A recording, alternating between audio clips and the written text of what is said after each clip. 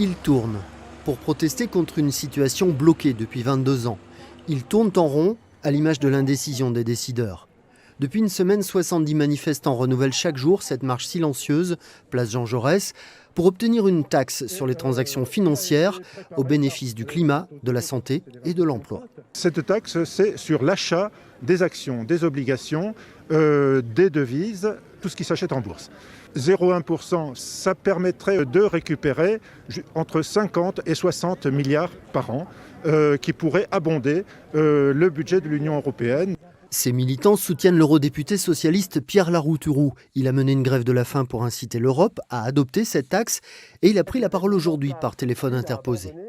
On continue et le fait qu'on soit des millions, franchement, dans la bulle, chez les chefs d'État, ça a fait du bruit parmi eux.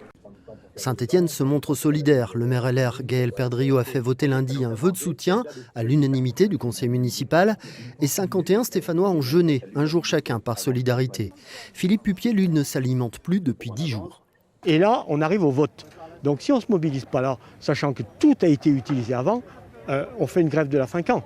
La grève de la faim, elle est justifiée par les accointances malsaines de Macron avec la finance.